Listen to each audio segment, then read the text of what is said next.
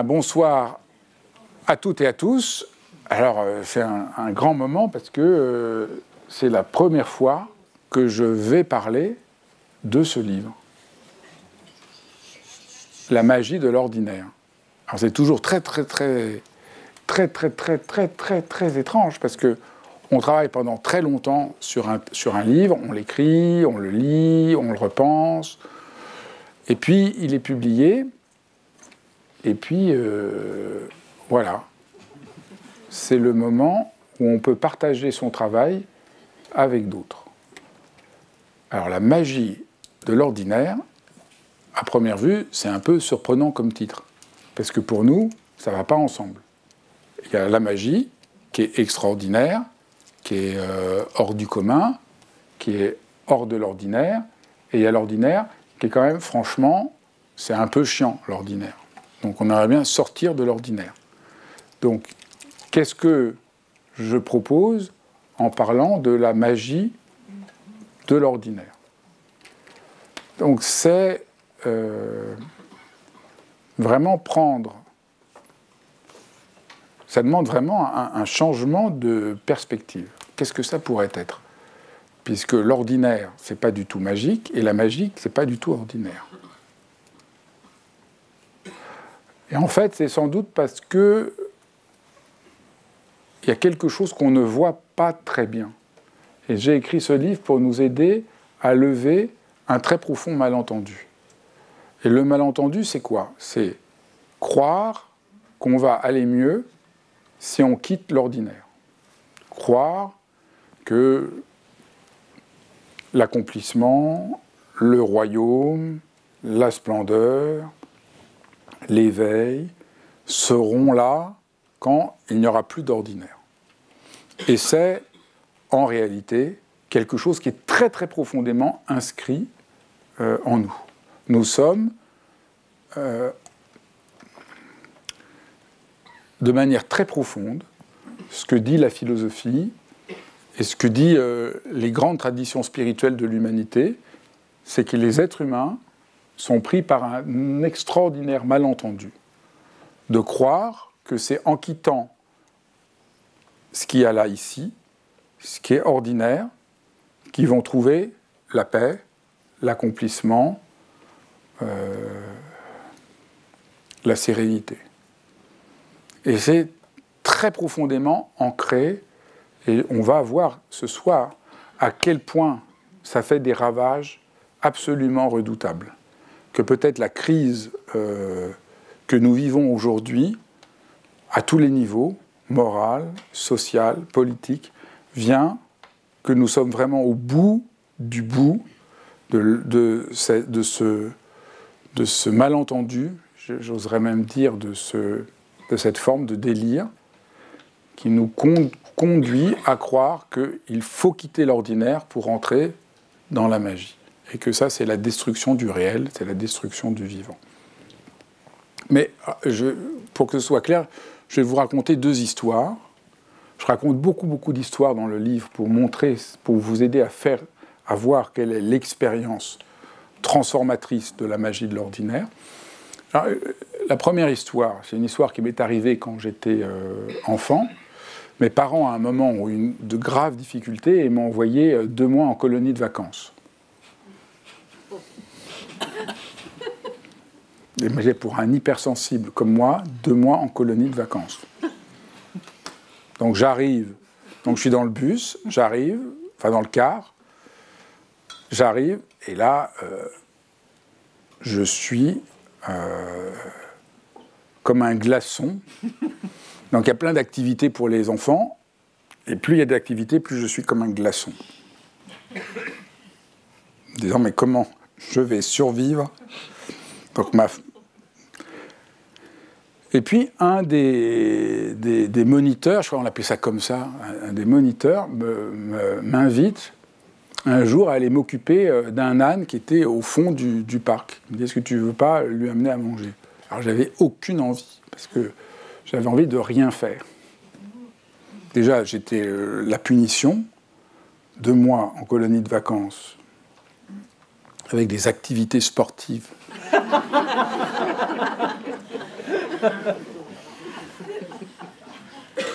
Jouer au ballon. Ça a toujours été pour moi le cauchemar, jouer au ballon. Les gens lancent le ballon, ça vous frappe, et vous dites, mais qu'est-ce que je dois faire? Et alors, je vais voir cet âne, et alors je n'ai vraiment... Bon, il insiste, j'y vais. Il était vraiment sympathique, c'était un peu le seul... il était vraiment sympathique. J'y vais, et alors c'est vraiment... Je m'en souviens comme si c'était aujourd'hui, là, que ça venait de se passer. L'âne, quand j'arrive, lève la tête et me regarde. Et là... Bon, d'abord, je n'ai pas trop envie, parce que j'ai décidé de faire la tête pendant 2 mois.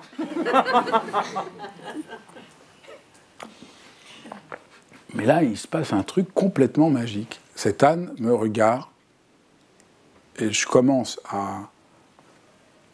Et il y a un lien qui se crée.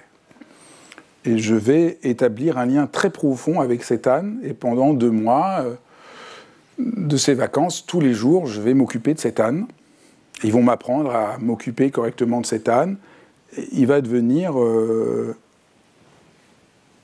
ne sais pas, j'allais dire un copain, mais oui, il y a quelque chose comme un lien profond qui s'ouvre avec cet âne.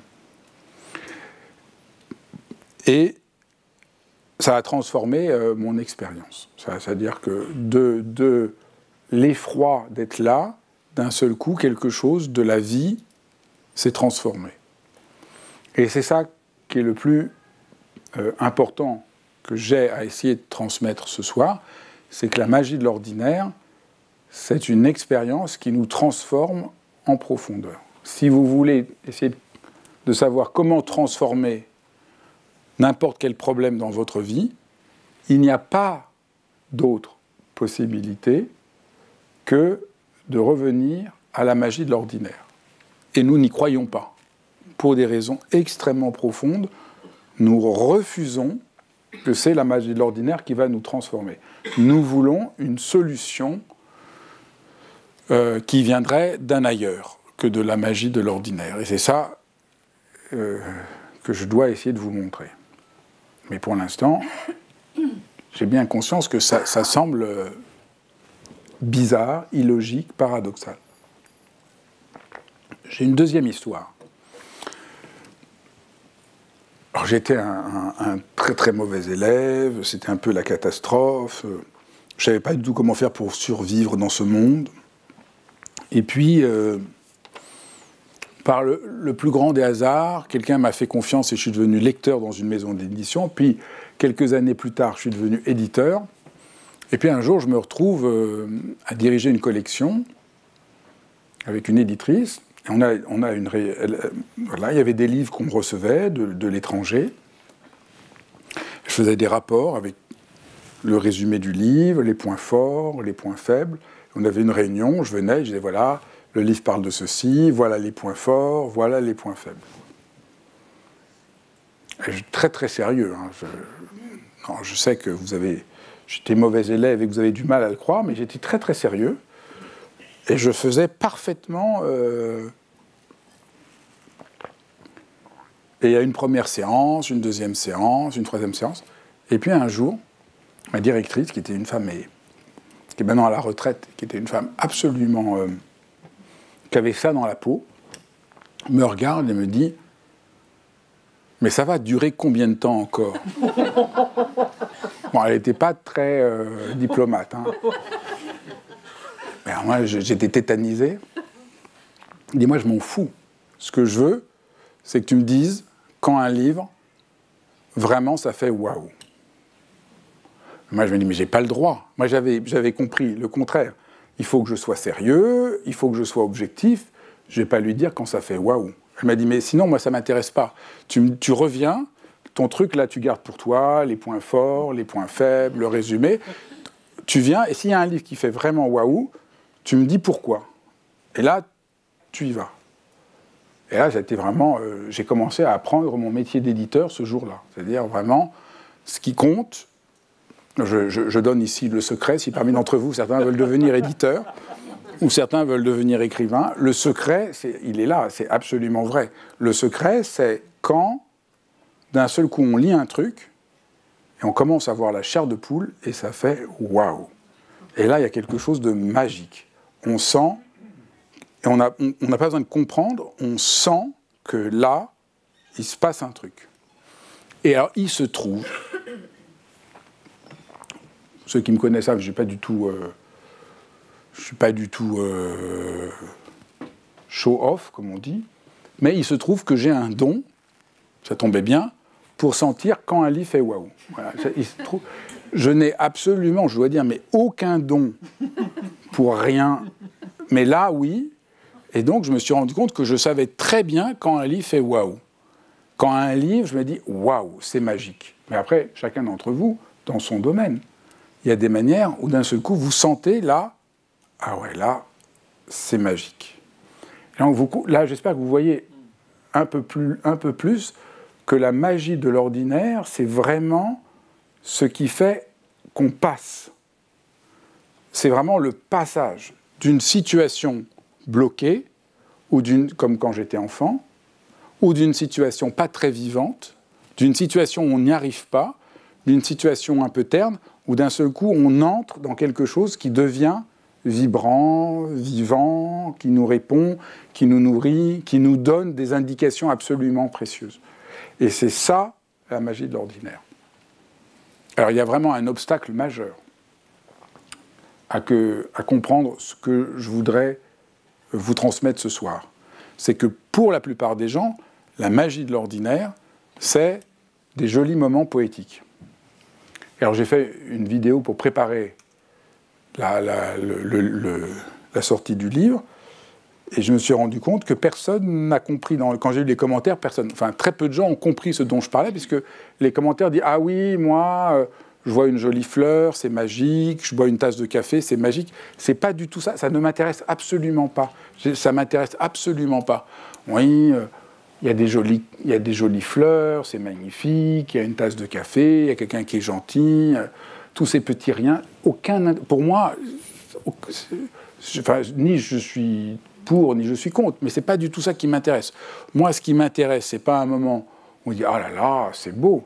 Moi, ce qui m'intéresse, c'est qu'est-ce qui fait qu'il y a une percée transformatrice.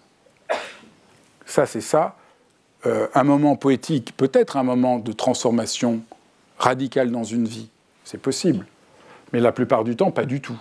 Les gens disent « Ah oui, c'est formidable. Ah, j'ai vu un oiseau, ça m'a ému. Oh, très bien, grand bien leur fasse. » Mais c'est pas ça qui va changer une vie. Vous voyez, moi, cet âne, il a changé ma vie. Cette directrice qui m'a dit « Mais là, tu te trompes. Tu vas dans le mur. Tu n'arriveras pas du tout à faire ton métier. » Et c'est ça. Et nous croyons que nous allons vaincre nos obstacles par... En fait, l'erreur que nous avons, c'est que nous croyons... Pourquoi on ne croit pas à ce que je raconte? Parce que personne ne croit à ce que je raconte. Nous n'y croyons pas. Parce que nous croyons que la magie de l'ordinaire, c'est joli, c'est sympathique, d'accord, c'est bien, des petits moments comme ça, émouvants. Et puis après, il y a le réel, il y a le sérieux. Et là, c'est la gestion qui va nous permettre d'avancer. Et donc là, donnez-moi, là, tout le monde serait ravi, là, je serais le gourou de la gestion. Donnez-moi des trucs pour ne plus avoir mal, ne plus souffrir, réussir à tout coup, gagner contre tout le monde, vaincre. Voilà, ça, c'est ça la logique. Donc personne, le sujet de mon livre est fou. Heureusement que je ne m'en suis pas rendu compte en l'écrivant. C'est maintenant que je m'en rends compte. Je me dis, mais c'est fou. Parce que pour tout le monde, la magie de l'ordinaire, c'est sympathique, mais c'est sans importance. C'est à côté de l'essentiel. Et l'essentiel, c'est la gestion, le contrôle. Donnez-moi des manières de contrôler davantage la vie. Et ça ne marche pas. C'est l'illusion tout entière de notre monde, que je dénonce depuis toujours, depuis Foutez-vous la paix. Nous sommes dans un délire collectif. Nous croyons que si nous avons des difficultés, si notre monde va mal, si nous allons mal, si nous avons des problèmes de couple, de travail, de boulot, d'angoisse, c'est parce qu'on n'a pas assez d'outils pour mieux contrôler le réel et qu'on va y aller, l'écraser, faire qu'on se réalise et qu'on devienne tout-puissant. C'est ça, le complet délire qui ne marche absolument pas, pour tout. Et là, on peut prendre mais n'importe quel exemple. On aura l'occasion d'avoir une discussion, mais vous prenez n'importe quel exemple. Vous avez un problème avec votre enfant, vous avez un problème de couple. Première réaction, qu'est-ce que j'ai fait de mal? Comment je peux contrôler la situation? Ça ne marche pas. La seule solution, c'est de revenir à la magie de l'ordinaire, c'est-à-dire entrer dans le réel pour trouver le chemin, le tunnel, le passage qui fait que d'un seul coup, là, on était bloqué, on n'est plus bloqué. Et il n'y a pas d'autre solution. C'est ça. Voilà, j'ose dire aujourd'hui, avec un peu l'expérience que je peux avoir, qu'il n'y a pas d'autres possibilités. Et que tant qu'on ne voit pas ça, on se fracasse la tête contre les murs. Et c'est pour ça que je le dis depuis toujours, depuis 10 ans, je dis, c'est pas pour rien que la maladie de notre temps, c'est le stress, le burn-out, l'épuisement. C'est-à-dire, c'est des maladies qui viennent, on veut se contrôler. Le burn-out, c'est parce qu'on veut trop bien faire. On veut tellement se contrôler qu'à la fin, on explose. C'est un monde dans lequel il n'y a plus le moindre millimètre de magie de l'ordinaire. Et donc, la magie de l'ordinaire, retrouver la magie de l'ordinaire, c'est vraiment une initiation à la vie humaine. En fait, vous êtes tous, je suis désolé de dire ça, tous, nous sommes tous, vous êtes tous, nous sommes tous intoxiqués par un air que nous respirons qui nous empoisonne complètement, qui nous fait croire qu'il faut se couper de la vie pour réussir, pour trouver notre place. Il faut surtout qu'il n'y ait plus de magie de l'ordinaire, mais que d'un seul coup, ça y est, je fonctionne comme une machine. Et là, ça va, enfin, je serai tout-puissant. C'est incroyablement ancré, mais inconsciemment en nous. Et nous nous en voulons tous, on s'en veut tous, d'être touchés, d'être émus, d'être bouleversés, de ne pas y arriver, d'échouer, d'avoir peur, d'être angoissé.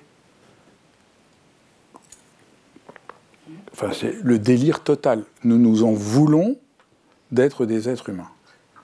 Et nous pensons que si on arrivait à détruire, à effacer définitivement notre humanité, alors tout marchera. Et c'est tellement faux. Et la magie de l'ordinaire, c'est ce renversement absolument radical de rentrer dans la vie, dans le poème. En sanskrit, le mot magie se dit siddhi, S-I-D-H-I. Et c'est très intéressant parce que la magie, en sanskrit, c'est vraiment, le siddhi, c'est l'habileté qui permet de s'unir au réel.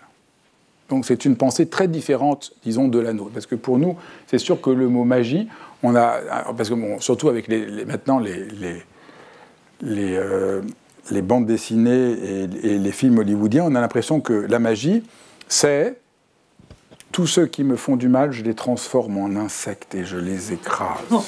C'est ça la magie. Je fais ce que je veux comme je veux. Donc c'est vraiment le délire égocentrique maladif total. Le monde est réduit à ma volonté. Vous voyez, on ne réussit pas par la volonté à faire que notre conjoint fasse exactement ce qu'on veut, que notre patron fasse exactement ce qu'on veut. Alors, on a le rêve que grâce à la magie, on va enfin y arriver. Donc, vous voyez, le délire total. Donc, par la magie, je réussis à me transporter à l'autre bout de la Terre. Enfin, je nie l'épreuve de mon humanité et je deviens complètement... C'est le délire égocentrique. Donc, c'est très important de comprendre que ça, c'est la confusion. Non, la magie, dans la magie de l'ordinaire dont je parle, c'est vraiment entrer en rapport au réel. C'est ça qui m'est arrivé avec l'âne. J'ai rencontré l'âne, et au lieu d'être perdu dans ma tête et mon ressentiment d'enfant hypersensible abandonné, D'un seul coup, quelque chose s'est ouvert, le réel s'est ouvert, un lien s'est créé, et c'est un lien qui revivifie la vie. C'est ça la magie de l'ordinaire, c'est qu'il y a un lien réel, un lien profond. C'est pas du tout une petite expérience d'épiphanie, c'est une transformation profonde. Ah, c'est ça, voilà, c'est ça. Donc on pourrait dire, puisque je suis à la maison de la méditation, je peux vous dire quelque chose que je ne dirais pas, dont j'ai passé dans les médias et tout ça, que je ne peux dire qu'ici. En fait, la magie de l'ordinaire, c'est la seule manière sérieuse de parler de l'éveil. C'est ça l'expérience de l'éveil. Il y a un malentendu dans notre monde. Les gens ont l'impression que l'éveil, c'est pareil, les gens pensent que l'éveil, c'est je quitte l'ordinaire, et alors je ne suis plus humain, donc je ne souffre plus, et je suis... Mais c'est pas du tout ça. Ça, c'est vraiment le côté charlatan. C'est facile, vous en voyez, il y en a plein partout. Des gens qui disent « je suis éveillé ». Tous les gens qui sont éveillés, c'est des charlatans. C'est très bien, là, vous avez un bon critère. Quelqu'un qui dit qu'il est éveillé, c'est un charlatan. Ça n'existe pas. Je redis, je le dis souvent, mais il se trouve qu'une fois, j'ai parlé au Dalai Lama, et quelqu'un lui posait la question, j'étais avec lui. Moi, je n'ai pas osé poser une question aussi bête, je vous rassure. J'étais mauvais élève, mais je n'ai quand même pas posé une question bête. Quelqu'un lui dit « est-ce que vous êtes éveillé ?» Il a dit « mais... » Il a regardé, il a dit « non, mais je suis un simple moine. » Et ça m'avait beaucoup frappé, je suis un simple moine. Bon, après, il y en a plein, je ne donnerai pas les noms ici, j'essaie de rester un tout petit peu zen ce soir et de ne pas trop m'énerver. Mais l'éveil pas chez les charlatans, mais dans la vraie tradition, ça parle de quoi? L'éveil, c'est une ouverture au réel en sortant de nos préconceptions, de notre aveuglement, de nos peurs. D'un seul coup, ah! Et c'est ça l'éveil. Donc personne n'est éveillé, ça n'existe pas parce qu'on est tous humains, mais il y a des moments d'éveil, des moments où quelque chose, une qualité d'amour, une qualité de présence, une qualité d'attention, et quelque chose nous réveille. Et c'est ça la magie de l'ordinaire. C'est ah! En fait, c'est un éveil que j'ai vécu quand j'ai vu l'âne. C'est un éveil. Mais si on avait dit c'est un éveil, alors tout d'un coup, je dis ah oui, j'ai un éveil. Wow. Et là, on est pris dans une intoxication de délire égocentrique. Vous voyez, en fait, l'éveil qu'on voit partout, c'est aussi égocentrique que dans les films hollywoodiens où la personne, par magie, réduit les gens en insectes. C'est le pur délire égocentrique. Mais le vrai sens de l'éveil, on est complètement à nu. On entre dans le réel, et là, ah oui, ça y est, j'ai compris. J'ai le droit d'être comme je suis. Je trouve un sens de paix, même si je me sens... Quand j'ai vu l'âne, je ne veux pas dire que je me sentais que c'était le nirvana. Hein. Mais c'était un moment d'éveil. Mais mon chagrin, il était là. Et mon hypersensibilité, elle était là. Mais quelque chose s'est transformé. Et dans l'exemple que je raconte dans mon boulot, le moment où j'ai compris que mon travail pouvait être une expérience d'éveil, il y a un waouh, il y a quelque chose de magique, quelque chose du réel qui se donne, c'était merveilleux. Et tout le monde connaît ça dans son travail, parce que dans tellement de métiers, les gens ils font, et d'un seul coup, c'est magique. Il y a un lien, il y a quelque chose qui est juste, il y a quelque chose qui est vrai. Vous voyez, là, on a un autre élément tout à fait central. Pour nous, la magie de l'ordinaire, c'est moi, moi-même, et encore moi, encore un peu mieux. Tandis qu'en fait, la magie de l'ordinaire, c'est je me donne, je m'ouvre, et quelque chose m'est donné. Et par là, je suis réconcilié. Je me sens apaisé. Voilà, c'est ça. Donc j'ai conscience que c'est très difficile, puisque oui, j'ai fait une vidéo, je croyais être clair, et les gens me disent après, ah oui, moi je connais la magie de l'ordinaire, c'est quand je bois une tasse de café. Ça peut, dans certains cas, qu'une tasse de café devienne la magie de l'ordinaire, si ça transforme votre vie, si c'est un moment où il se passe quelque chose. Mais le moment, voilà, je bois ma tasse de café, ah oui, c'est bien.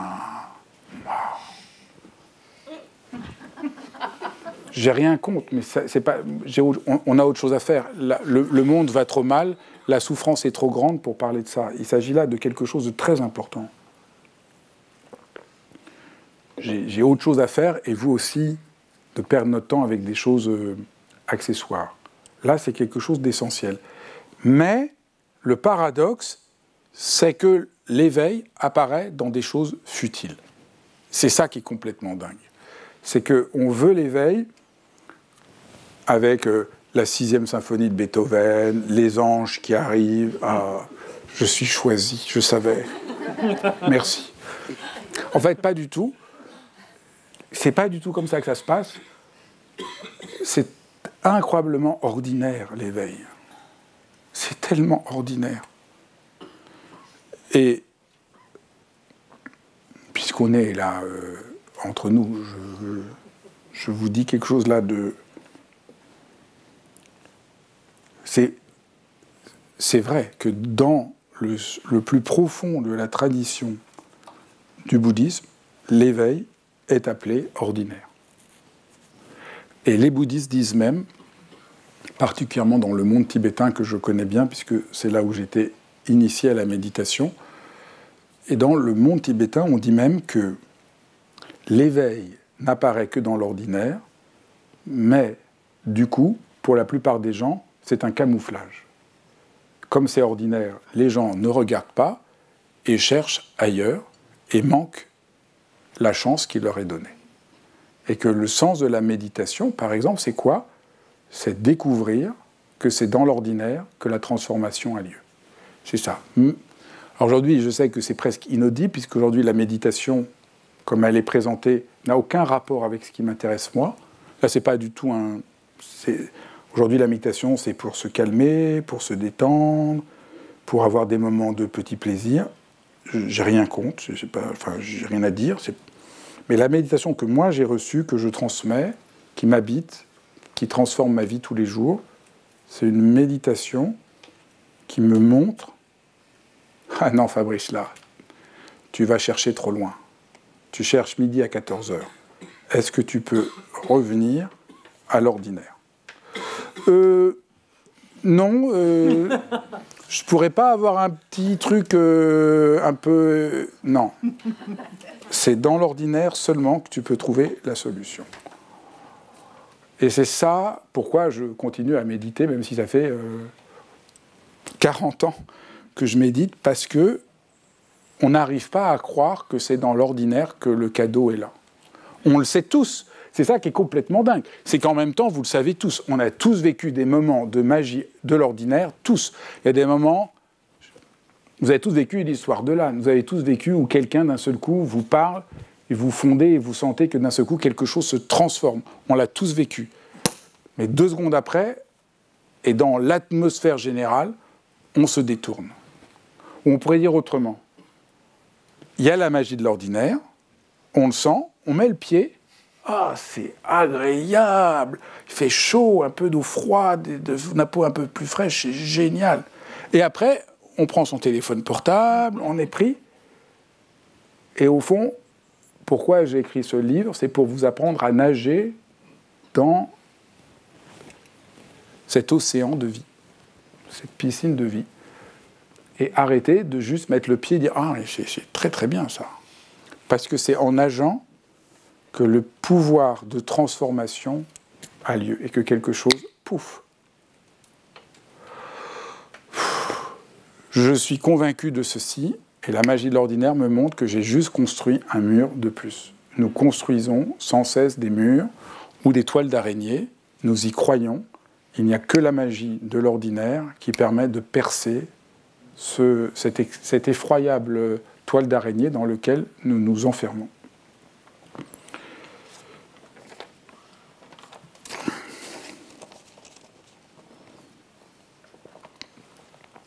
C'est très ample, ça a des conséquences énormes. On pourrait parler de plein de choses, on pourrait parler... ça éclaire tellement tout, mais juste quelques pistes. Est-ce que le drame de la plupart des religions, c'est d'avoir figé le religieux comme le fait qui est que nous ne sommes pas dignes. Voilà, au fond, c'est ça. Voilà, peut-être c'est ça nous sommes coupés du divin. Nous sommes, ouais, pour la plupart des gens, c'est ça. Là, Dieu est tout-puissant, il nous regarde tout le temps, et nous, on est... Est-ce que c'est pas un malentendu est-ce que c'est pas là un des malentendus les plus profonds qui existent? Est-ce qu'on ne sait pas? Est-ce qu'au fond, toutes les religions n'ont pas transformé Dieu dans une idole culpabilisatrice? Parce que l'idole, c'est quoi?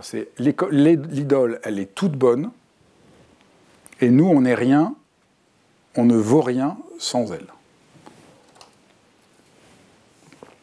Alors s'il y a Dieu, si Dieu existe, Dieu, ce serait plutôt l'inverse. Ce serait celui qui, loin d'être tout-puissant, est celui qui s'efface pour nous permettre, nous, chacun d'entre nous, de reconnaître que le royaume est déjà là en nous.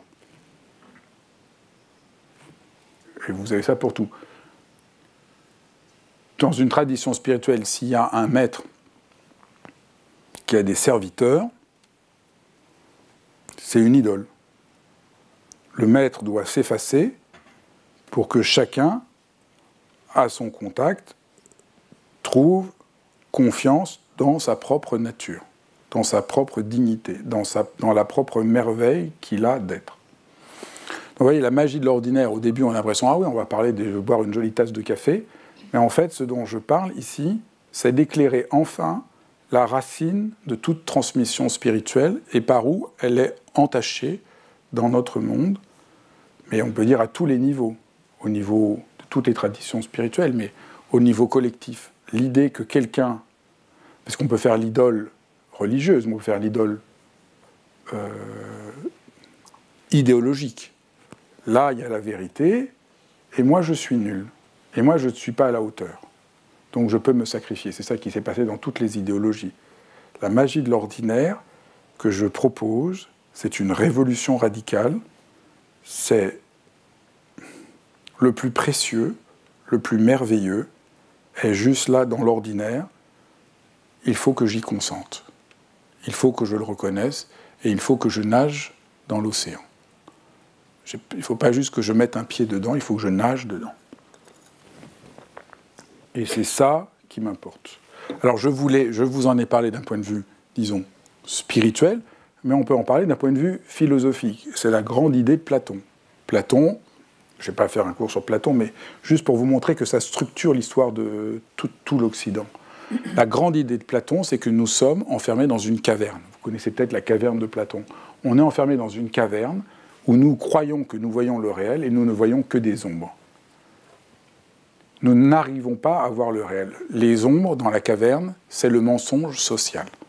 C'est-à-dire, voilà, un tel, il est puissant, un tel, il est fort, un tel, il est reconnu dans les médias, un tel, il est... Et donc on croit que ça, c'est réel, et c'est ça l'aveuglement, qui n'a aucun rapport avec la vérité. C'est pas contre la vérité, mais ça n'a aucun rapport avec la vérité. Et Platon, toute l'œuvre de Platon et toute l'œuvre de la philosophie, parce que très justement, on pourrait dire que toute la philosophie occidentale, c'est une lecture de Platon et des notes mises dans les dialogues de Platon. Toute l'œuvre de Platon, c'est est-ce qu'on peut sortir de la caverne pour voir enfin clair? Et bien la magie de l'ordinaire, c'est ça, la magie de l'ordinaire, nous la voyons quand nous sortons de la caverne. Dans la caverne, il n'y a pas de magie et il n'y a pas de l'ordinaire. Il n'y a pas de l'ordinaire, il y a uniquement la toile d'araignée des mensonges, des préconceptions, des préventions, des peurs. L'ordinaire, c'est pas l'habituel. Peut-être qu'il faut faire cette distinction-là. Ce qui est habituel, c'est ce que je connais déjà très bien, mais qui n'est pas vivant. L'ordinaire, ça fait effraction. Et c'est ça la philosophie. Donc tout ça pour vous montrer que la dimension spirituelle comme la dimension philosophique, qui sont peut-être comme deux des grands piliers, je pourrais parler aussi de la poésie, qui parle aussi de ça. Au fond, tout ce qui garde quelque chose de la de la noblesse de l'être humain, parle de cette magie de l'ordinaire et nous permet d'y avoir accès. Et c'est quand même extraordinaire parce que le chemin est beaucoup plus simple qu'on ne le croit. Voilà. La bonne nouvelle, c'est que le chemin de libération, le chemin d'accomplissement, est beaucoup, beaucoup plus simple que ce qu'on croit. Et c'est pour ça que, pour vous montrer ce chemin, que, voilà, j'ai écrit ce livre pour vous montrer. Donc j'ai fait ce livre de manière un peu singulière, mais comme une transmission.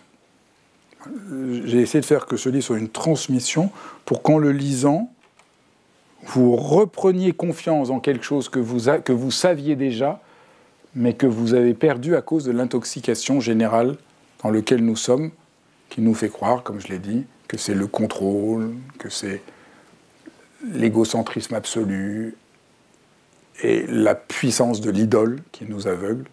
Et c'est pour lever cette malédiction que j'ai écrit ce livre. Si vous avez des questions, vous êtes bienvenus, aussi bien ceux qui sont ici ce soir à la Maison de la Méditation que ceux qui sont en ligne. On va vous donner le micro.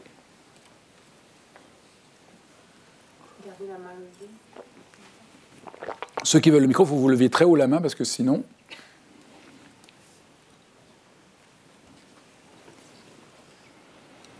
Oui, je m'excuse, vous allez trouver ma question un peu saugrenue, mais je n'ai pas compris ce que vous appelez l'ordinaire, en fait. Je suis désolée.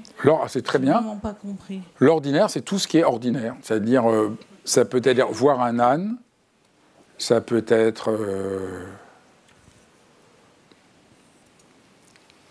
J'ai raconté une autre histoire. Quand je parlais de ça, j'ai un ami, il me dit... je me rends compte que je ne joue pas avec mes enfants. Ils me demandent de jouer avec eux, mais je ne joue pas avec eux parce que j'ai trop de choses à faire. Donc je suis sur mon téléphone.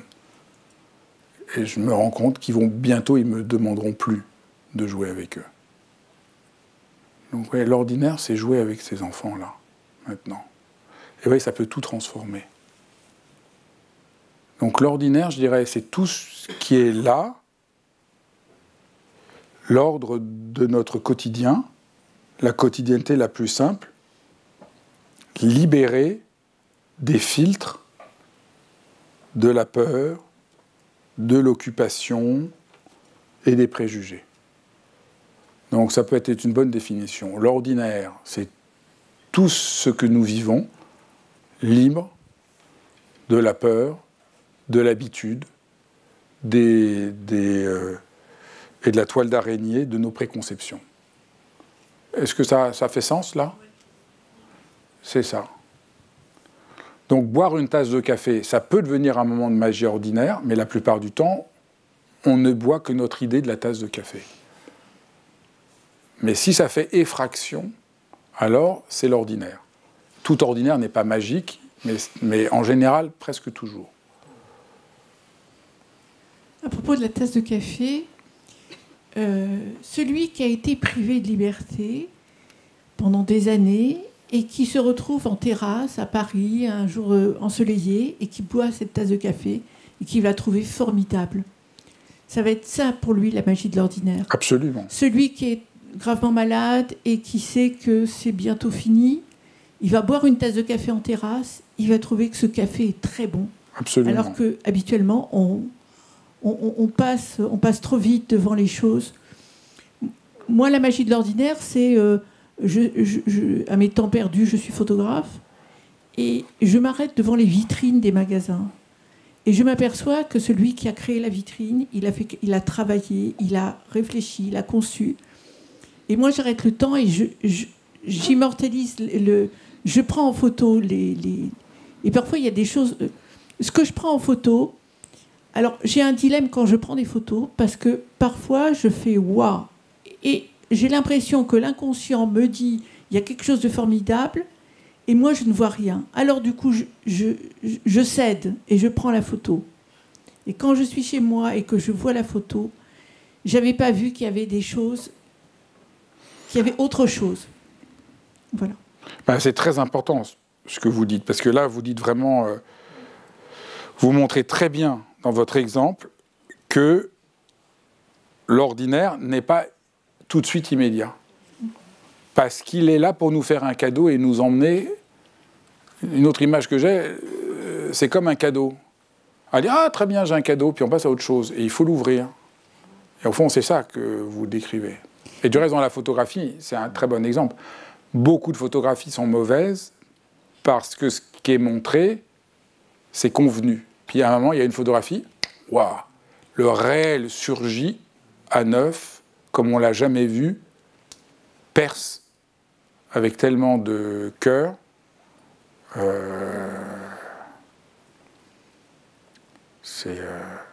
Moi, je l'ai connue en prise de vue. J'avais photographié des adolescentes. Et il y en avait une qui était très belle, mais vraiment très belle. Et elle voulait un portrait. Alors j'ai dit oui, tes parents savent que tu es très belle. Tout le monde sait, le monde entier sait que tu es très belle, mais on va passer à autre chose. Tu vas réfléchir et tu vas penser la dernière fois où tu as été très très heureuse. Et du coup, je n'ai pas photographié sa beauté plastique, j'ai photographié le bonheur.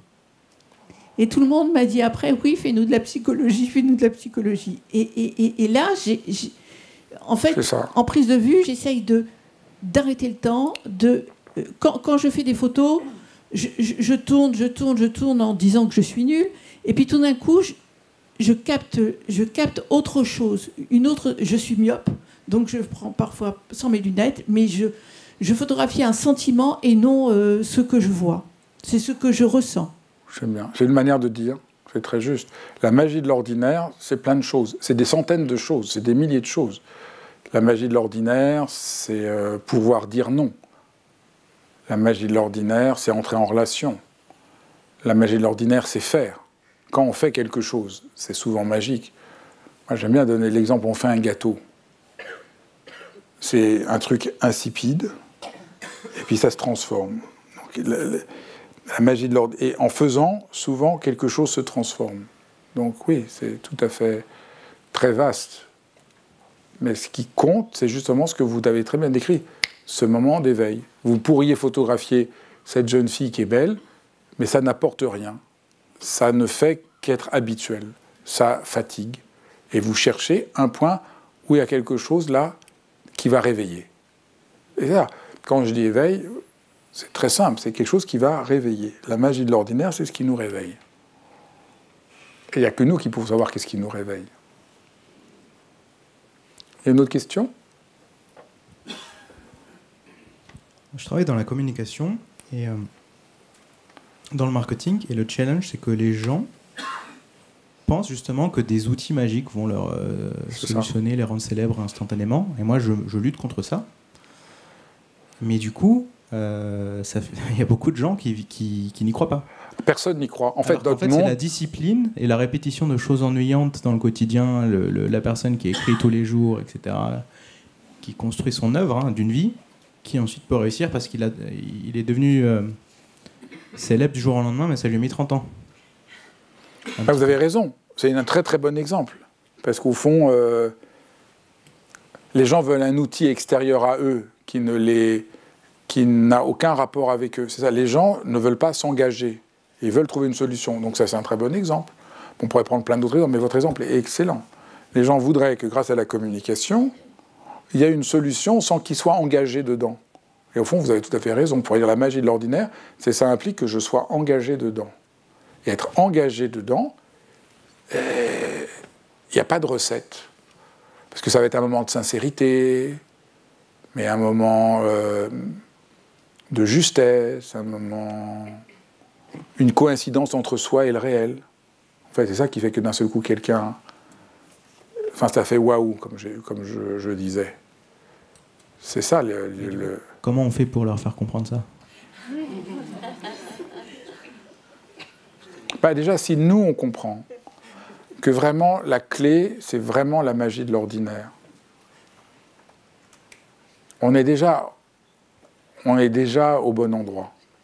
Et après, vous verrez dans le livre, je raconte plein de choses. Comment un architecte construit une maison, enfin plein de choses. Plein d'exemples très concrets. Comment quelqu'un qui est courtier, comment réussit à faire passer des prêts bancaires. Enfin, il y a plein d'exemples très concrets, comment la magie de l'ordinaire... et ça marche que comme ça. C'est-à-dire, comment on fait en essayant d'arriver avec la personne à lui faire sentir quelque chose du réel. Parce que les gens sont convaincus qu'il y a une solution de la mauvaise magie, comme je disais tout à l'heure, égocentrique, un truc clé en main, qui ne m'engage pas. Et c'est pas le réel. Donc vous avez comme inconvénient, quand vous essayez de parler de ça aux gens, vous avez un inconvénient, c'est que vous luttez contre l'idéologie ambiante, mais vous avez un atout, c'est que vous êtes en rapport au réel, et que les gens sont en plein délire. Donc vous avez quand même un atout, c'est que ça ne marche pas. Donc les gens... C'est vraiment comme l'intoxication. Nous vivons dans un monde qui est comme intoxiqué. Donc les gens, c'est comme si les gens buvaient de l'alcool pour réussir à se sentir bien, et comme ça, évidemment, ça ne marche pas, ils boivent de plus en plus. Et collectivement, c'est là où nous en sommes aujourd'hui. Nous sommes dans une crise sociale et morale qui vient de là. Donc c'est ça qui... Et ça ne marche pas. C'est pour ça qu'on boit de plus en plus. Donc on est intoxiqué sur les réseaux, le téléphone, enfin, plein de manières qu'on a de se désensibiliser. Et c'est terrible. Donc on peut dire, mon livre, c'est comment sauvegarder quelque chose de notre humanité qui est à ce point menacée aujourd'hui. Mais merci, c'est une très belle question. Oui ? Merci beaucoup Fabrice pour cette conférence. Je suis auteur et conférencier, j'ai écrit un livre il y a 8 ans. Et dans cette dimension de transmission, la question que j'aimerais vous poser, c'est que est-ce que vous arrivez en contradiction parfois avec quelque chose que vous avez écrit il y a longtemps, parce que vous accédez à de nouveaux niveaux de conscience, par exemple ? Moi, j'écris un deuxième livre et je ressens qu'il y a des choses que je perçois qui sont légèrement différentes, pas forcément en contradiction. Comment est-ce que vous gérez ça ? Alors que vous avez eu le wow sur le premier livre. Non, moi, je pense que j'ai pas beaucoup bougé depuis mon...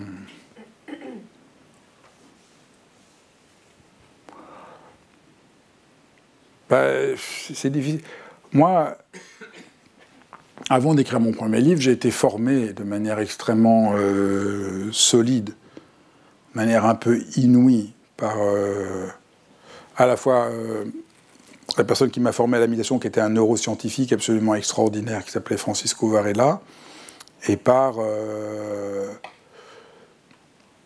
des vrais maîtres, qui n'étaient pas du tout dans le pouvoir, mais des vrais maîtres qui n'avaient qu'une envie, c'est que je devienne, que je prenne ma place. Donc j'ai d'abord été formé très intensément et c'est un autre monde. C'était il y a très longtemps, donc c'était vraiment très intense et un peu à la dure, mais tout à fait merveilleux. Donc quand j'écris mon premier livre, quand même,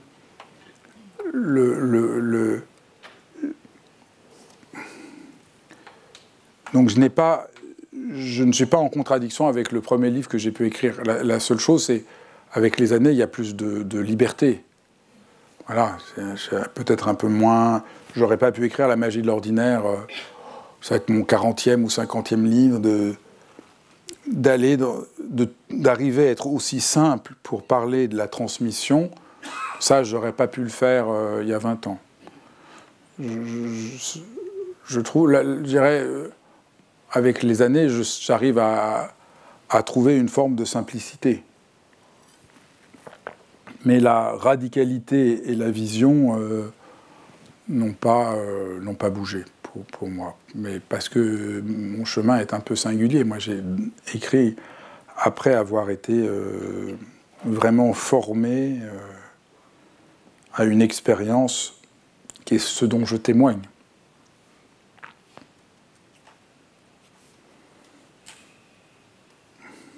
Et les années passant, je ne fais qu'éprouver avec toujours plus de gratitude la justesse de ce que de ce qui m'a été transmis.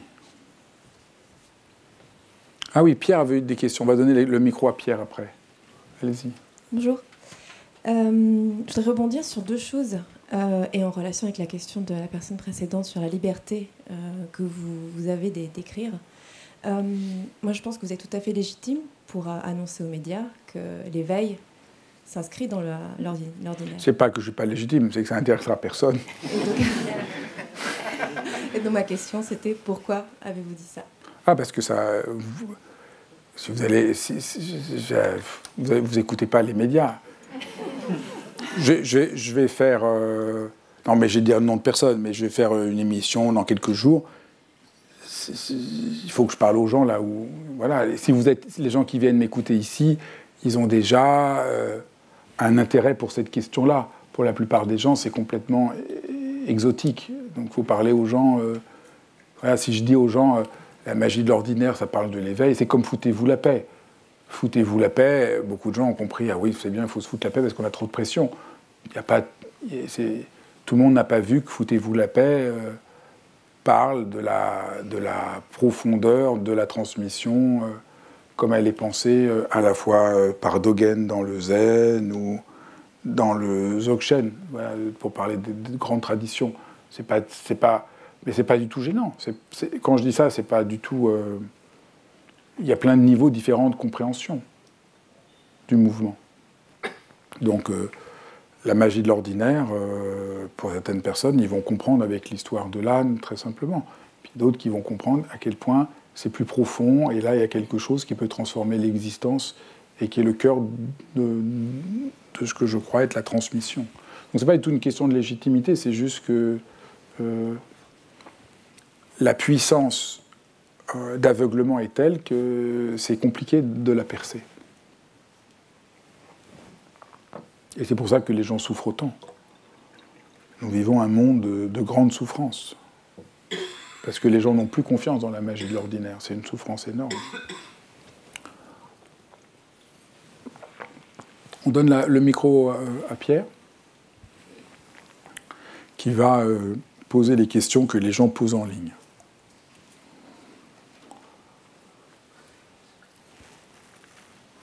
Alors, il y a Marie qui dit merci Fabrice pour votre présentation, mais si je ne suis plus dans le contrôle de rien, j'ai peur que tout parte en vrille. Comment on fait? Eh bien, il faut commencer à comprendre que le contrôle, ça ne marche pas. Si vous voulez... Enfin, il faut prendre des exemples très simples. Si vous voulez... Qu'est-ce qu'on va prendre comme exemple? Si vous voulez contrôler votre conjoint, vous voulez contrôler vos enfants, vous avez peur, vous voulez contrôler votre peur. Contrôler la peur fait qu'augmenter votre peur. Qu'est-ce qu'on pourrait contrôler? Je veux contrôler ce que je dis. Moi, je vois ça au boulot. Si vous contrôlez tout ce que vous dites, ben, vous ne dites plus rien. Et ça ne marche pas. À un moment, il faut bien que vous arriviez à... Donc, la question est très importante. Vous êtes intoxiqué par notre monde qui vous fait croire que le contrôle va vous donner la sécurité que vous cherchez. Mais ça n'est pas vrai. Ça ne fonctionne pas. C'est une illusion. Si ça marchait, moi, je serais tout à fait pour vous dire très bien, contrôler. C'est pas une question... Mon point de vue n'est pas une question morale. C'est juste que ça ne marche pas. C'est comme un alcoolique qui déciderait de contrôler le fait qu'il va arrêter de boire.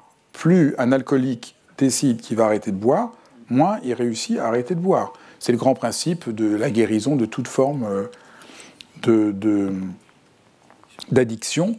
C'est que le contrôle ne permet pas de contrôler l'addiction. Mais le contrôle ne permet pas de contrôler la crise d'angoisse. Donc le contrôle est un aveuglement qui ne fonctionne absolument pas. Ni au niveau thérapeutique, ni... Alors après, il faut peut-être, pour vraiment répondre complètement à la question, distinguer la maîtrise du contrôle. C'est-à-dire, je crois que si les gens me connaissent un peu, j'ai une passion pour les grands cuisiniers, que j'ai invités sur ma chaîne Dialogue, j'en ai invité certains, et bientôt vous aurez un autre dialogue sur ma chaîne avec un autre très grand cuisinier. Ça va être absolument mais extraordinaire, je crois dans 15 jours. Quand vous parlez à un cuisinier, s'il est dans le contrôle, il est mort. Ça ne marchera jamais, parce qu'il veut faire un truc avec un poisson, et les poissons ne sont pas exactement pareils que ceux de la veille. Mais la maîtrise, c'est justement d'entrer dans l'ordinaire pour voir par où le transformer en magie. J'ai parlé à un cuisinier, il m'a demandé l'autre jour, quelqu'un que j'adore, qui est un des plus grands cuisiniers français. Il me dit, alors quel sera votre prochain livre? Je lui dis, La magie de l'ordinaire. Il me dit, ah ben moi ça ne m'intéresse pas, moi je veux que l'extraordinaire. Mon métier, c'est de faire l'extraordinaire. Alors sur le coup, j'ai rien dit parce que j'étais vraiment complètement idiot. Et après, je lui ai écrit, je lui ai dit, mais en fait, si, vous ne pouvez atteindre l'extraordinaire que parce que vous vous ouvrez à la magie. Parce que si, quand vous faites une carotte, personne n'a jamais fait une meilleure carotte que lui. Ces carottes font, je crois, 220 grammes. Elles sont cuites à la chaux. Elles sont vidées et re-remplies de carottes, c'est absolument extraordinaire. Et en fait, c'est parce qu'il est tellement en rapport à l'ordinaire de la carotte qu'elle devient magique. C'est pas, il ne touche l'extraordinaire que parce qu'il est tellement en rapport à l'ordinaire et pas en déniant l'ordinaire. Et ça, c'est la maîtrise. Et c'est pas le contrôle. Parce que si vous contrôlez, vous voyez pas le réel, vous voyez pas la beauté. Et le monde vous donne pas. En fait, quand on est dans le contrôle, on est dans moi, ma tête, et on ne voit pas le réel. Mais je donne cet exemple du cuisinier. Prenons l'exemple d'un médecin. Le médecin qui est dans le contrôle, il ne va absolument pas voir que le patient, ce qu'il lui dit n'a pas de sens et qu'au fond, il veut dire autre chose. Parce que combien de fois, quand vous êtes médecin, le patient vous dit quelque chose, mais ce qu'il dit ne dit pas ce qu'il veut dire, parce qu'il n'arrive pas à dire ce qu'il a à dire. Et donc, vous devez avoir toutes les antennes ouvertes pour voir qu'est-ce qu'il y a qui se joue là dans le réel. Et le grand médecin, c'est celui qui va voir un truc dans le réel que vous n'avez pas vu. Donc vous allez voir le médecin et dire « Ah voilà, j'ai ça comme problème. » Et puis « Ah tiens, mais c'est bizarre, mais vous avez vu ça ?»« Ah ben non, mais ça c'est pas grave. »« Ah mais peut-être on va regarder ça. » Et voilà, et tout change. Donc, c'est vraiment se libérer du contrôle n'est pas renoncer à la maîtrise. C'est rentrer dans la maîtrise. Mais en dansant avec le réel, en faisant l'amour au réel. Mais oui, hein, mon cuisinier, là, ses carottes... il faut être amoureux fou des carottes pour réussir à faire qu'une carotte, qui est le truc le plus ennuyeux, devient aussi sublime, mais sublime. Mais oui, c'est ça la vie. La vie, c'est ça. Et c'est ça, là, comment on transforme les choses. Et donc, c'est très important. Le contrôle est un piège, c'est une illusion. Salut Fabrice. Je voulais savoir si frère Laurent... Allô? Vous m'entendez là? Ouais. Savoir si le frère Laurent de La Résurrection, t'a inspiré pour écrire ce livre. Et après aussi savoir si ça serait pas un livre sur le stage 2 par rapport à Réseau. Et aussi par rapport aux 5 portes. Je vois qu'il n'a pas changé. Malgré mes conseils réguliers de ne pas faire ça, je vois que je ne réussis pas à dire qu'il ne faut pas, on ne peut pas avancer par là. On ne peut pas avancer en essayant de mettre des tas de trucs comme ça, en plus que les gens ici ne connaissent pas. Donc, non, on ne rentre pas dans quelque chose en ramenant l'inconnu au connu. Je l'ai déjà dit, mais j'insiste, tu ne peux pas... L'erreur que nous faisons, on voit la question précédente, mais moi je ne peux pas vivre sans le contrôle. Ça, c'est une vraie question. C'est qu'est-ce qui me touche dans l'enseignement et qu'est-ce qui... Là, d'un seul coup, non. Et là, on rentre dans quelque chose qu'on n'a pas vu. Mais là, ta question, ce n'est pas une question, c'est un truc un peu savant, je peux répondre. Je vais répondre après sur Laurent de la Résurrection. Mais on fait le malin entre nous, donc déjà, ce n'est pas très sympathique pour les autres. C'est pas très généreux pour les autres de faire des références qu'on maîtrise que nous-mêmes. Et en fait, quel est l'intérêt? L'intérêt, c'est voir qu'est-ce que, dans ce qui est dit, ça te concerne toi et ça peut t'aider. Voilà, là, c'est dans... Je peux répondre sur Laurent de la Résurrection, parce que, pour les gens qui ne connaissent pas, c'est un auteur dont je parle dans mon livre sur les 5 portes, et qui est quelqu'un complètement inconnu, que j'aime beaucoup, qui est un frère du XVIIe siècle, qui avait comme particularité d'être quelqu'un qui n'était d'une famille tout à fait ordinaire, et donc qui était, dans les monastères au XVIIe siècle, il y avait des hiérarchies. Contrairement à ce qu'on peut croire, il y avait les frères qui priaient, et puis il y avait les frères qui s'occupaient de l'intendance. C'était comme dans tout le monde, il y avait une sorte de hiérarchie. Et lui, c'était un pauvre frère convers qui s'occupait de faire à manger et qui a trouvé dans l'ordinaire de faire à manger Dieu. Et il explique que, c'est un texte qui je trouve sublime, que c'est beaucoup plus facile de rencontrer Dieu en faisant sa petite omelette qu'en écoutant tous les gens qui prêchent de manière... au fond, ça a beaucoup à voir avec ce que je disais sur l'idole. Il voit bien que le Dieu tout-puissant qui, avec son œil, vous regarde en permanence. « Ouh là là, j'ai déconné. Ouh là, j'aurais pas dû faire ça. » Ça n'ouvre à rien. Et l'histoire est très belle parce que Laurent de la Résurrection, si ça vous intéresse, je vous invite à regarder, je décris en détail tout ça dans mon livre sur les 5 portes. Laurent de la Résurrection a été très vite une source d'inspiration, et l'évêque de Paris allait voir Laurent de la Résurrection pour lui demander conseil, parce qu'on sentait qu'il y avait une sorte d'amour et de grâce, et on disait, mais comment... Ça semblait un peu déconnant comme ça. Quelqu'un qui vous dit que quand il fait sa petite omelette, il rencontre Dieu, mais c'est la vérité spirituelle la plus profonde. Donc c'est tout à fait essentiel. Disons, mais là, on parle de Laurent de la Résurrection, mais on pourrait prendre on pourrait prendre Saint François d'Assise. Quand Saint François d'Assise dit « Sœur, la lune », c'est tout à fait surprenant. Ça devient très ordinaire et ça devient un espace de transformation. C'est l'idée que le plus profond et le plus sublime, ce que j'appelle l'éveil, ce qu'on pourrait appeler l'amour, ce qu'on pourrait appeler la grâce, n'apparaît que dans l'ordinaire. Et nous le cherchons ailleurs. Les êtres humains sont tout à fait étranges. Ils cherchent l'amour ailleurs que dans l'ordinaire. Ça ne marche pas. Les êtres humains sont très étranges. Ils cherchent la liberté ailleurs que dans l'ordinaire. Ça ne marche pas. Les êtres humains sont très étranges, ils cherchent la vérité ailleurs que dans l'ordinaire. Ça ne marche pas. Voilà. Est-ce qu'il y a une dernière question? Oh, il y a deux. Qui a une question? Non technique, c'est bon. Oui. Pardon, bonsoir.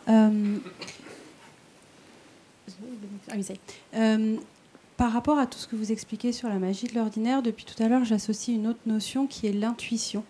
Dans quelle mesure est-ce que, pour justement se connecter à cette réalité, en se sortant de ces préconceptions et de ces injonctions qu'on peut avoir, est-ce que la magie de l'ordinaire, c'est pas l'intuition et la reconnexion un peu à soi? Est-ce que c'est pas la même chose? Alors, est-ce que j'associe deux notions qui n'ont rien à voir? Non, vous avez tout à fait raison. Je dirais juste, la magie de l'ordinaire, c'est pas l'intuition, mais l'intuition est une des manières d'avoir rapport à la magie de l'ordinaire.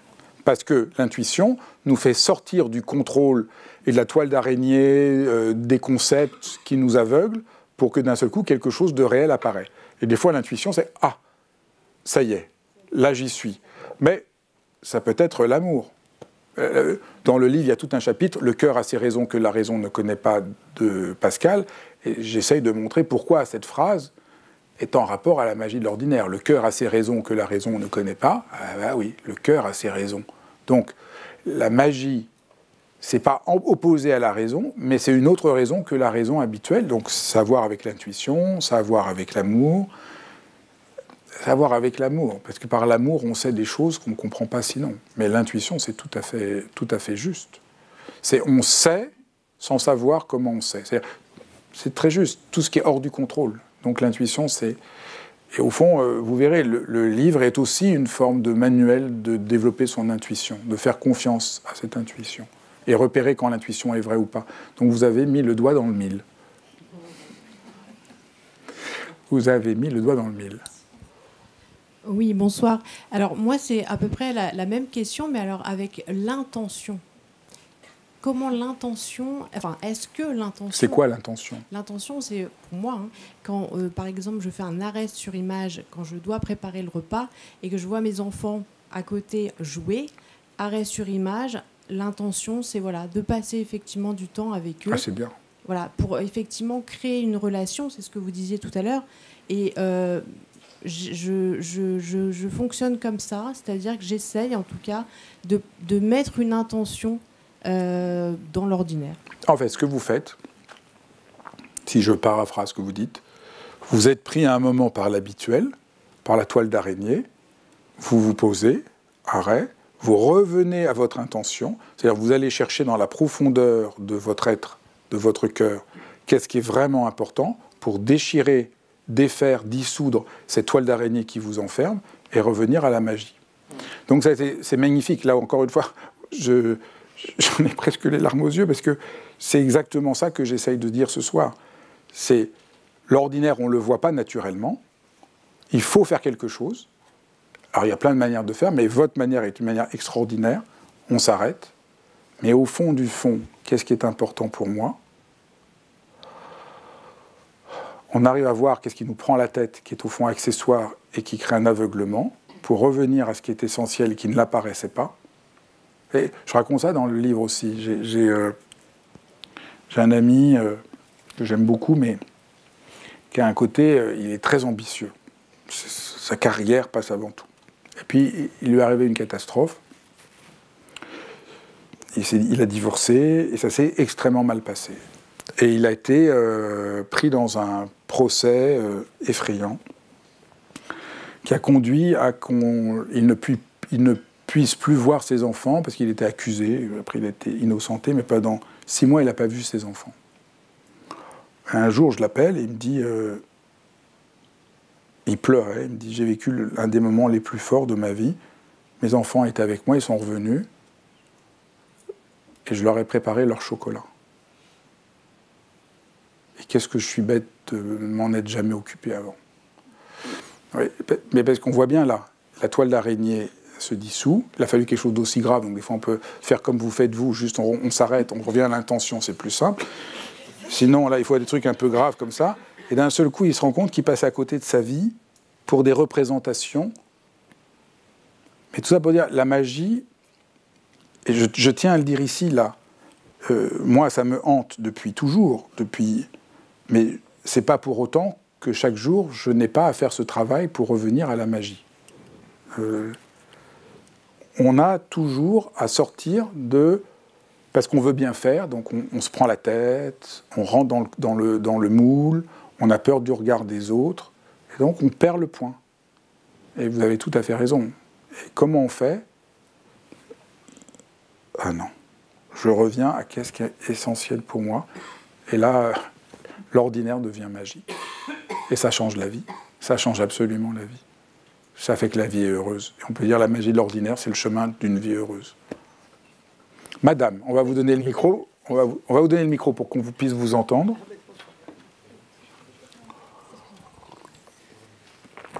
En fait, bonsoir, merci. C'est pas une question, c'est une réaction. Ça m'a fait penser la magie de l'ordinaire.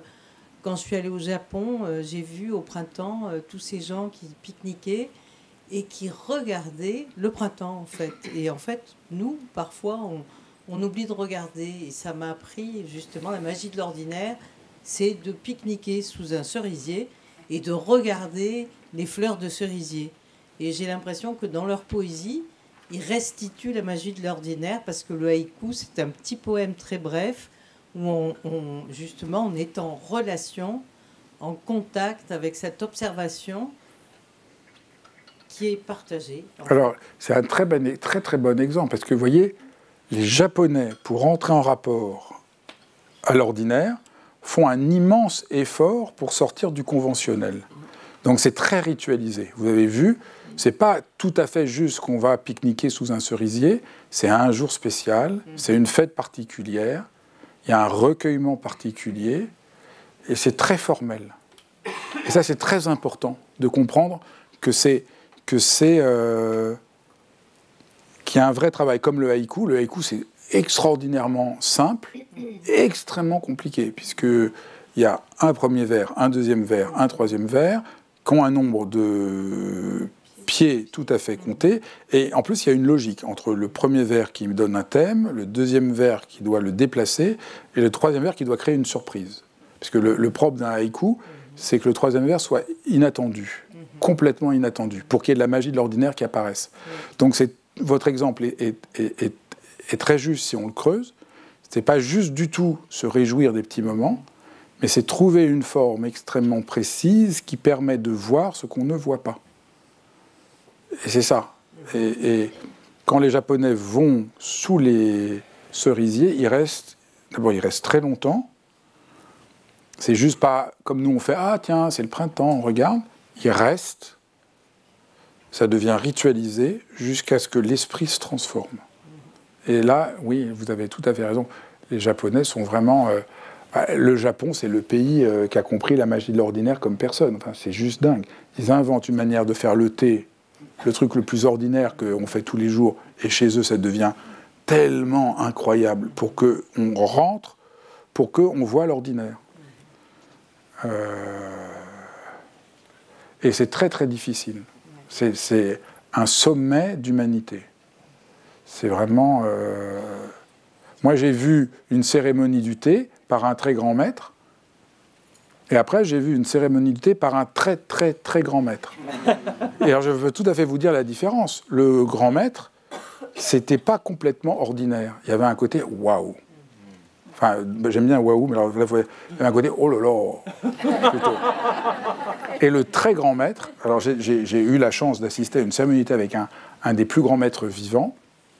Alors c'était le truc, je n'en revenais pas, parce que moi je m'attendais, et j'ai juste bu une bonne tasse de thé avec des gens très sympathiques.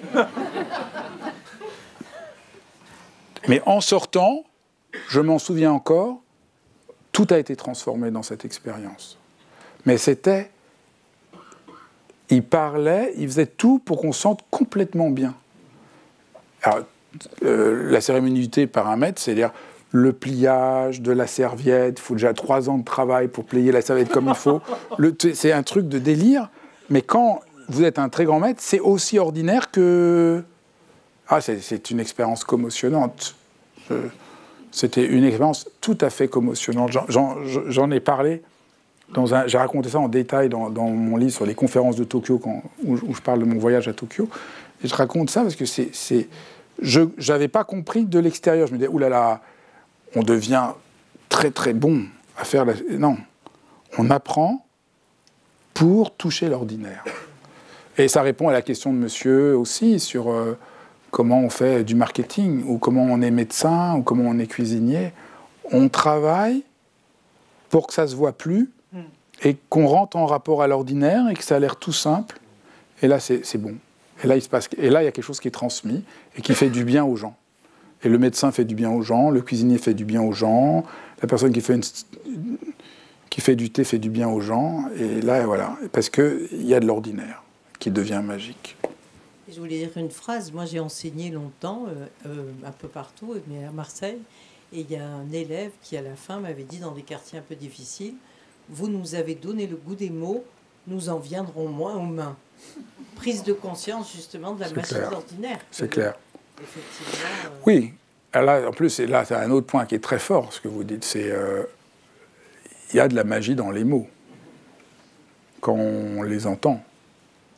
Là, en plus, il y a plein de choses à dire. C'est très beau, parce que c'est à la fois les mots qui deviennent magiques, et c'est aussi que la personne comprend qu'elle peut réussir à parler, qu'elle peut réussir à rentrer au réel par les mots.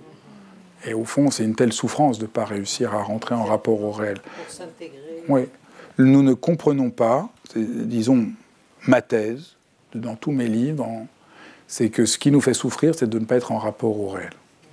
Alors que je sais que on ne cesse de nous dire le contraire, quitter le réel, aller dans l'illusoire, le fantasme, l'idole, et là vous serez bien. Moi je crois que le réel est merveilleux quand on entre en rapport à sa profondeur. Et c'est comme ça qu'on peut être rassuré, justement, Oui. qu'on peut déconnecter avec les angoisses ou les peurs. Oui, c'est comme ça, je redis pour ceux qui n'ont pas entendu, c'est comme ça, justement, vous avez raison, qu'on peut surmonter les peurs et les angoisses. C'est tout à fait clair. Les grands thérapeutes, parce que bon, vous savez que j'en invite régulièrement sur ma chaîne Dialogue et j'en rencontre beaucoup, les grands thérapeutes ramènent la personne malade à l'ordinaire, en lui montrant que ça peut être magique. C'est ça un grand thérapeute. Eh bien, merci beaucoup. C'était très émouvant de partager avec vous voilà, ce qui est le fruit de mon travail. Vous êtes vraiment... voilà, j'espère que ça vous donnera envie de partir à la rencontre de la magie de l'ordinaire. Moi, je vous dis à très bientôt, parce que on va explorer la magie de l'ordinaire de nombreux... Il y aura plein d'enseignements sur la magie de l'ordinaire, donc c'est que le début d'un voyage que j'espère que vous aurez envie de faire avec moi, et je vous embrasse tous. Merci.